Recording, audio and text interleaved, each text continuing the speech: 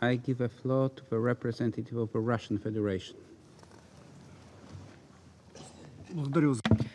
Thank you, Mr. President. I am grateful for the organization of today's meeting. We wish to thank Mr. Voronkov and Madam Konings for their in-depth analysis about the situation regarding the fight against ISIL.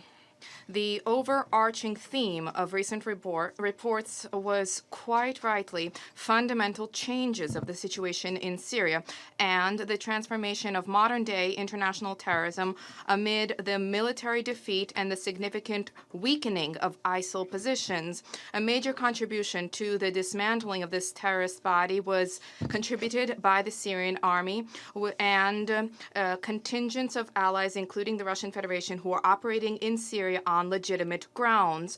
We share the concern of the Secretary General in the light of ongoing attempts by ISIL to establish a foothold in other regions. ISIL patently intends to shore up its positions in Afghanistan, to build a branch in South Asia, and to step up its presence in the Asia-Pacific region. There is cooperation between ISIL and Islamists in North and Western Africa, and Europe is being eyed as a stage for terrorist attacks. Our shared objective is to prevent ISIL from having even the slightest opportunity to rear its head, from having the opportunity to gain strength, regroup, to have additional ideological support, human resources in various countries and population groups. In this connection, there's a need to scrupulously track attempts by certain forces who have helped to spawn the emergence of modern-day terrorist leaders, to prevent their attempts to reformat ISIL, to, on its basis, create a new, more sophisticated terrorist organization. We caution against playing into the hands of terrorists and their henchmen. We caution against the use of double standards for them. We caution against the separation between bad terrorists, not so bad terrorists, and even good terrorists.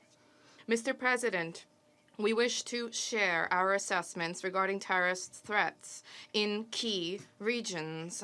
Presently, the overall numbers of ISIL members and their affiliates in Syria amounts to approximately 3,000 people. Furthermore, in Syria, there is a multitude of other terrorist groups that are present, the most combat-ready of which is still Jabhat al-Nusra. They are particularly active within and around Idlib province.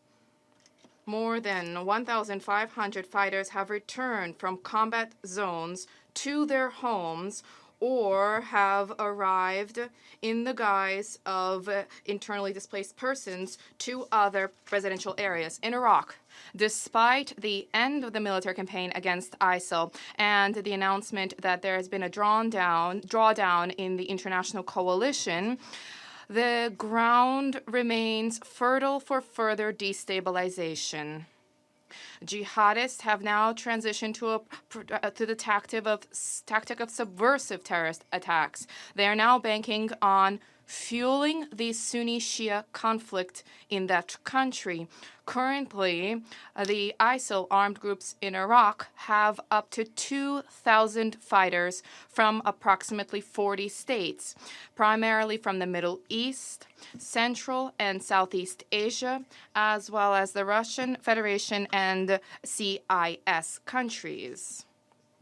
The main hotbeds of ISIL subversive activity are concentrated in the so-called Sunni Triangle Zone, as well as in the provinces of Tamim, Diyala, and Kirkuk. Furthermore, there is danger in the southeast of the country, specifically in the Shiite provinces of Vavilon, Vasit, Dikar, Mesan, and Basra. In Libya, ISIL has shored up its activity. It has capitalized upon the collapse of the state and the effective fracture of the country. This group is strengthening its positions near oil ports along the Mediterranean bank to the east of Sirte, that is the so-called Oil Crescent, and in the cities of Tripoli, Benghazi, and Derna. The situation in the south of the country is further made difficult by the fact that there are large-scale infiltrations of Islamists from Chad. In Egypt, there is an active presence of Ansar Beit al-Maqdis with up to 1,500 fighters. The terrorists are engaged in hostilities in the northeast and south of the country and carry out regular attacks targeting security force units.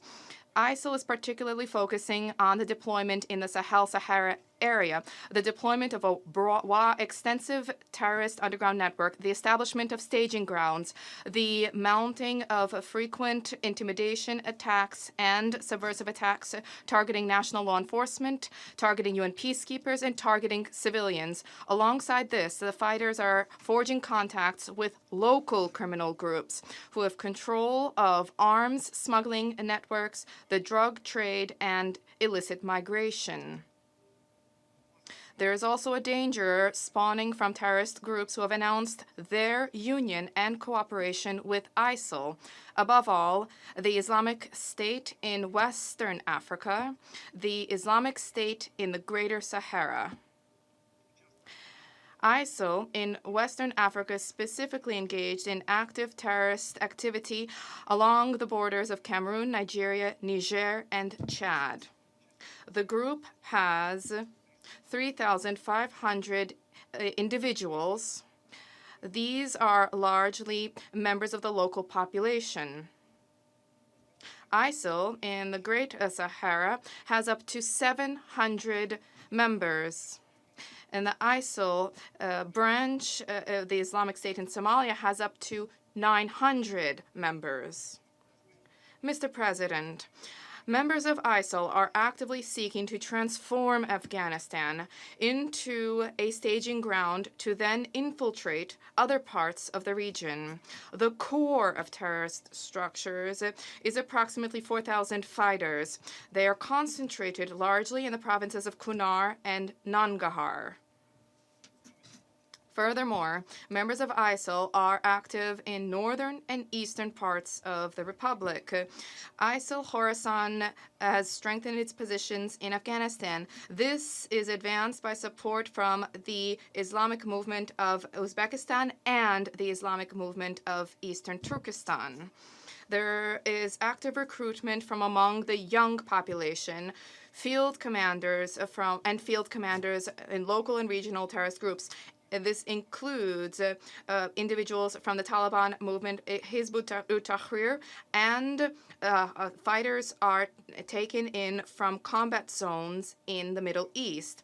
The most perilous situation has unfolded in areas of Afghanistan that border with Tajikistan and Turkmenistan. There, the number of ISIL affiliates is approximately 1,300 people.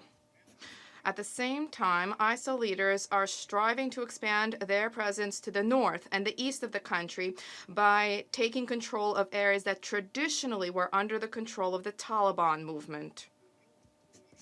ISIL, unfortunately, continues to receive funds from foreign sponsors.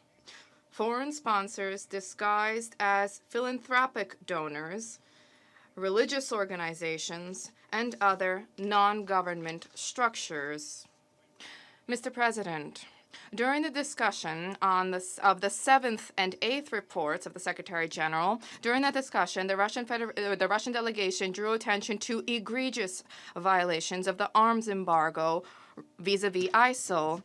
This remains both relevant and pressing. And the document under discussion today has the issue of military goods being provided to terrorist organization. Rather, this is not at all addressed in the current report, that of support for international terrorism. It is not acceptable to turn a blind eye to such blatant gaps in combating international terrorism. It is important to publish information about all means for the delivery of finances to ISIL, and the efforts are taken to eradicate them. Ways to do this will be discussed in depth during the second international conference to counter illicit provisions of weapons in the context of combating international terrorism. This is a conference that will be organized on 5 to 6 September in Moscow. We speak about this regularly. However, today, once again, I wish to underscore the fact that in order to counter international terrorism, there is a need for the international community to operate in a cohesive way. It is necessary to harness the conditions that are created following the eradication of the terrorist staging ground in the Middle East. It is necessary to pool efforts to suppress the further spread of the terrorist threat, to forestall spiraling tensions in the region, and to settle all existing issues politically and diplomatically on the basis of international law and under the central coordinating role of the United Nations. I thank you, sir. I thank the representative of the Russian Federation and